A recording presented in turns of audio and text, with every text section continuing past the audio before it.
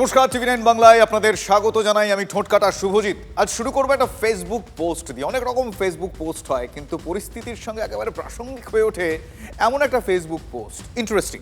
ফুয়াদ হালিম সিপিআইএম নেতা, আপনারা চেনেন, পেশায় তিনি ডাক্তার, এটাও আপনারা জানেন। সোশ্যাল মিডিয়ায় তিনি, আমরা বলি না সার্কাস্টিক্যালি পোস্ট করা, মানে মজা করে একটা পোস্ট তিনি করেছেন। সেই পোস্টটা একবার পড়ি। এতদ দ্বারা নিশ্চিত করা যাইতেছে যে তৃণমূল কংগ্রেস, বয়স 28 বছর, স্থায়ী ঠিকানা কেয়ার অফ মমতা বন্দ্যোপাধ্যায়, কালীঘাট, এবং অস্থায়ী ঠিকানা কেয়ার অফ অভিষেক বন্দ্যোপাধ্যায়, শান্তিনিকেতন, মৃত। আমি রোগীকে অত্যন্ত সতর্কতার সঙ্গে পরীক্ষা নিরীক্ষা করেছি এবং গভীর দুঃখের সঙ্গে ঘোষণা করছি যে এপাং ওপাং ঝপাং নামক এক বিশেষ রোগজনিত ঘটনায় গেরুয়া রঙের আঘাতজনিত অতিরিক্ত রক্তক্ষরণের কারণে তার মৃত্যু হয়েছে। মজা করে তৃণমূল কংগ্রেসের ডেথ সার্টিফিকেট লিখেছেন সিপিএম এর নেতা ডাক্তার ফুয়াদ হালিম। আর আদি যুগের তৃণমূল নেতা কৃষ্ণেন্দু নারায়ণ চৌধুরী, তারক সিংরাও কিন্তু তারা বলছেন, কি বলছেন, তারা বলছেন যে দল শেষ। আর কারণ হিসেবে তারা অভিষেক বন্দ্যোপাধ্যায়ের নামটা বারবার সামনে আনছে এবং অভিষেককে নেত্রীর লাই দেওয়া, বারংবার লাই দেওয়া, আশকারা দেওয়া, সে ব্যাপারটাও তারা উল্লেখ করছেন। আমি রেজাল্ট বেরোবার সময় বলেছিলাম যে দলকে তিলে তিলে খতম করে দেওয়া হচ্ছে। আজকে সেটা বাস্তব দেখলাম আমি। দল নিশ্চিহ্ন হয়ে গেল। যেদিন থেকে তৃণমূল কংগ্রেস সরকারে আসীন হয়েছে আর আমাদের স্বঘোষিত যুবরাজ আবির্ভাব হয়েছে, সেদিন থেকে চোখের সামনে দেখছি যে কীভাবে অবনতি হচ্ছে। অভিষেককে বানালোটাকে, অভিষেকের প্রডিউসার কে, ফাউন্ডার কে? মমতা ব্যানার্জি। অভিষেক বন্দ্যোপাধ্যায় দলটাকে কি বলে, মানে ওই গ্রাইন্ডিং মেশিনে ফেলে সব শেষ করে দিল। আমার মনে হয় ওর বিদেশে চলে যাওয়া উচিত। অভিষেকের? হ্যাঁ, কি করবে এখান থেকে? কেন, রাজনৈতিক ক্যারিয়ার কি শেষ? হ্যাঁ, তো কে কে ওর পাশে থাকবে? থাকবেটা কে? বাংলার মানুষ থাকলো না, বাংলার আপামন তৃণমূল পার্টি থাকলো না, আর কি বলবো। তো লজ্জার ব্যাপার যে বিধায়কদের সাইন ও নকল করে জমা দেওয়া হচ্ছে। সেই মিটিংয়ে তো উনি নিজেও ছিলেন, মমতা ব্যানার্জি ছিলেন, তো অভিষেককে বলতে পারতেন। আর এটা যদি পার্লামেন্টের কমিটি আছে, অনেকগুলো কমিটি, সেই কমিটিতে এটা পাস করে দেয়, তার মেম্বারশিপ চলে যাবে। এর আগে ইন্দিরা গান্ধীর গেছে, আরও অনেকেরই গেছে। তাহলে অভিষেক বন্দ্যোপাধ্যায়ের ক্ষেত্রে সে একই? হ্যাঁ, হবে। ওটা তো প্লেস করতে হবে না পার্লামেন্টে। ওটা একটা কমিটি আছে, সেই কমিটিতে আলোচনা করবে। তার যদি প্রুফ হয়ে যায় যে হ্যাঁ এর সঙ্গে যুক্ত, মেম্বারশিপ চলে যাবে। ডক্টর ফুয়াদ হালিম তিনি তৃণমূলের ডেথ সার্টিফিকেট লিখে দিচ্ছেন। পোড়খাওয়া তৃণমূল কংগ্রেস নেতা কৃষ্ণেন্দু নারায়ণ চৌধুরী তিনি মেনে নিচ্ছেন তৃণমূল কংগ্রেস মৃত। প্রশ্ন হচ্ছে, সত্যি কি তাই? কালীঘাটে মমতা বন্দ্যোপাধ্যায়ের বাড়িতে অভিষেক বন্দ্যোপাধ্যায় ঢুকলেন। সোনারপুরে ব্যাপক মার খাওয়ার পর প্রথমবার তিনি প্রকাশ্যে এলেন আরও বেশ কয়েকজন নেতা। তাহলে তৃণমূল তো আছে, তবে তৃণমূলের সবকটা কমিটি ইতিমধ্যে সেটা ভেঙে দেওয়া হয়েছে, আপনারা জানেন। अभिषेक बनर्जी अभी भी क्या पार्टी का जनरल सेक्रेटरी है? আমাদের ডিসিশনটা আমি বলতে পারি, আপনি কাকে নিয়ে কোনটা ভাববেন আপনার প্রবলেম। আমাদের বক্তব্য হচ্ছে দলের সর্বস্তরের সব কমিটি, পার্লামেন্টারি পার্টিটা বাদ দিয়ে দলের সর্বস্তরের সব কমিটি, শাখা সংগঠন বা ইত্যাদি যা যা আছে সব দলের সর্বস্তরের সব কমিটি ডিসলভ। ভোটের রেজাল্ট বেরিয়েছে 4 মে। ঠিক 1 মাস পর 3রা জুন তৃণমূল কংগ্রেসের মৃত্যু সংবাদ ছড়িয়ে পড়েছে। নিশ্চয়ই কারণ আছে। অভিষেক বন্দ্যোপাধ্যায় প্রবীণ শোভনদেব চট্টোপাধ্যায়কে বিরোধী দলনেতা করার প্রস্তাব পাঠিয়েছিলেন বিধানসভার স্পিকারের কাছে, আপনারা জানেন। কিন্তু টান নাটকের পর সেই চেয়ারে বসে পড়লেন ঋতব্রত বন্দ্যোপাধ্যায়, যাকে 2 দিন আগেই দল থেকে বহিষ্কার করেছিলেন স্বয়ং তৃণমূল সুপ্রিমো মমতা বন্দ্যোপাধ্যায়। ঋতব্রতর পাশে তৃণমূলের একাধিক এমএলএ 56 জন তৃণমূল এমএলএ আর তৃণমূল থেকে বহিষ্কৃত 2 এমএলএ ঋতব্রত বন্দ্যোপাধ্যায় এবং সন্দীপন সাহা মিলিয়ে ঋতব্রতকে বিরোধী দলনেতা বেছেছেন।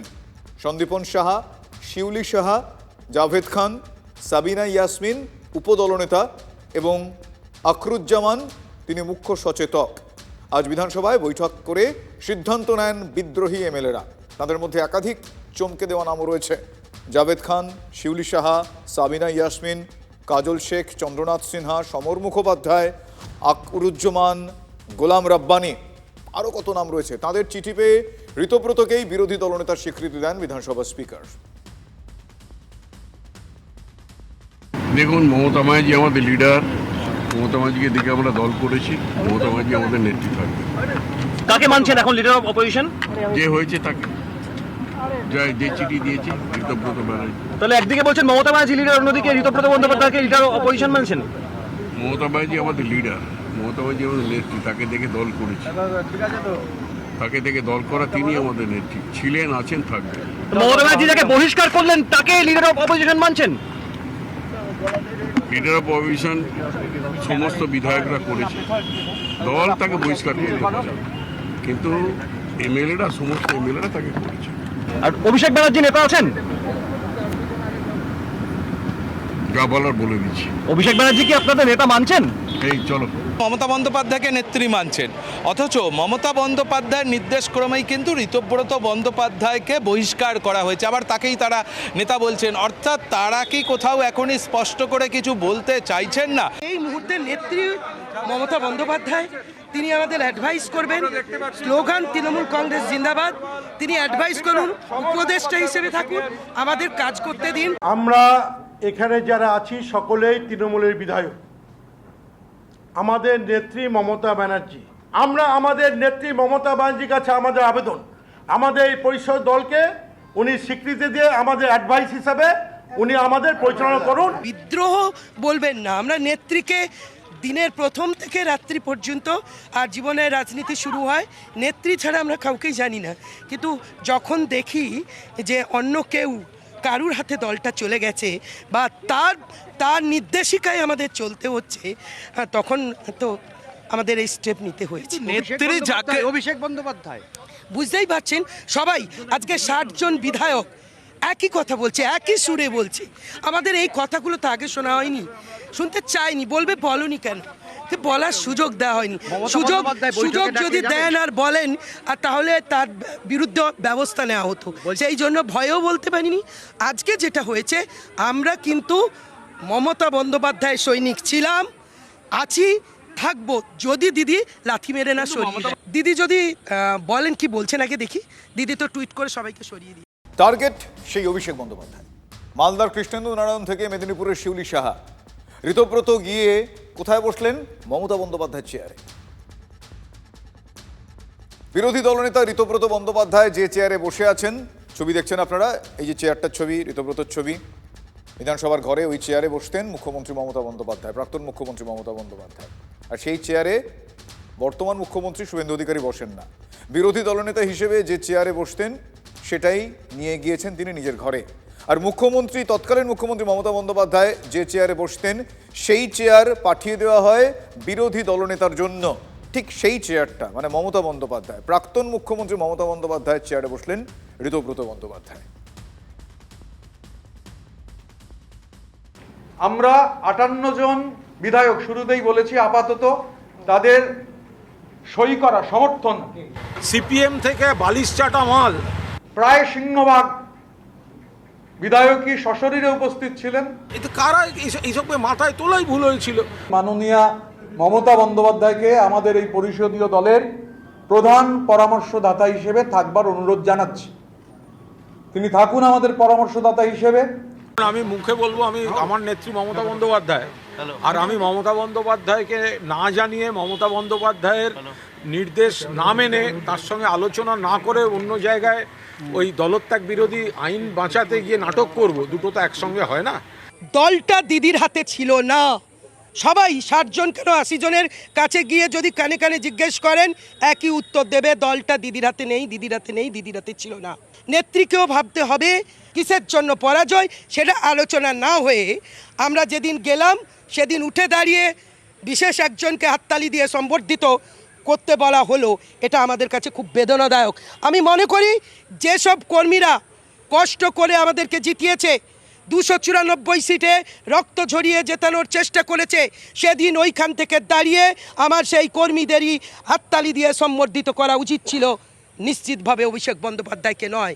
অভিষেক বন্দ্যোপাধ্যায়ের সঙ্গে আমাদের পরিষদীয় দলের কোনো ধরনের সম্পর্ক নেই। আর আমি তো শুরুতেই বললাম, আমাদের গোটা মোটোটাই হচ্ছে কালেকটিভিজম। অভিষেক বন্দ্যোপাধ্যায় আর কালেকটিভিজম এ দুটো 180 ডিগ্রি উল্টো দিকের দুটো শব্দ। অভিষেক বন্দ্যোপাধ্যায়ের নেতৃত্বে ওই যে আপনি বললেন সংগঠন, সং আছে, গঠন নেই। তাহলে যদি ইনে নাটশেল বলি, বল এখন মমতা বন্দ্যোপাধ্যায়ের কোর্টে, মানে অভিষেক নাকি দলের সংখ্যাগরিষ্ঠ এমএলএ, কার দিকে তিনি ঝুঁকবেন তার উপরেই নির্ভর করছে সত্যি সত্যি তৃণমূল কংগ্রেসের মৃত্যু হবে কিনা। এই মুহূর্তে কয়েকটা আপডেট আপনাদের জানিয়ে রাখি। স্বপন কামিল্লা খুনের মামলায় চাপে প্রশান্ত বর্মন। প্রশান্তকে গ্রেফতার না করায় হাইকোর্টে প্রশ্নের মুখে পুলিশ। সুপ্রিম কোর্টের নির্দেশের পরেও কেন গ্রেফতার করা হয়নি, এফআইআরে নাম থাকা সত্ত্বেও কেন গ্রেফতার করা হয়নি, তদন্তকারী আধিকারিকের ভূমিকায় বিচারপতি অসন্তুষ্ট। চার্জশিটে প্রশান্ত বর্মনকে নিয়ে অস্পষ্ট তথ্য দেওয়ার অভিযোগ উঠছে। আইওর বিরুদ্ধে ডিজিপিকে বিভাগীয় শাস্তিমূলক ব্যবস্থার নির্দেশ দেওয়া হয়েছে। প্রশান্তর বিরুদ্ধে কার্যকরী পদক্ষেপেরও নির্দেশ দেওয়া হয়েছে। 10 দিনের মধ্যে ডিজিপিকে কমপ্লায়েন্স রিপোর্ট জমার নির্দেশ বিচারপতি অপূর্ব সিনহা রায়ের। আরও একটা আপডেট, বিতর্কিত ভিডিও, শানু বক্সিকে বদলি করা হলো। ওয়েস্ট বেঙ্গল স্টেট গেজেটার্সের ওএসডি পদে শানু বক্সি। হরিশ্চন্দ্রপুর 1 নম্বরের ভিডিও ছিলেন তিনি। ফলতার পুষ্পা জাহাঙ্গীরের হয়ে কাজ করার অভিযোগ উঠেছিল এই শানুর বিরুদ্ধে। এবার তাকে পাঠানো হলো গ্যারাজ পোস্টিংয়ে। আপনাদের আরও একবার জানাই, বিতর্কিত ভিডিও, শানু বক্সিকে বদলির সিদ্ধান্ত। ওয়েস্ট বেঙ্গল স্টেট গেজেটার্সের ওএসডি পদে শানু বক্সি। হরিশ্চন্দ্রপুর 1 নম্বরের ভিডিও ছিলেন তিনি। ফলতার পুষ্পা জাহাঙ্গীরের হয়ে কাজ করার অভিযোগ তার বিরুদ্ধে ওঠে, আপনারা জানেন। ফলে এবার তাকে পাঠানো হলো গ্যারাজ পোস্টিংয়ে।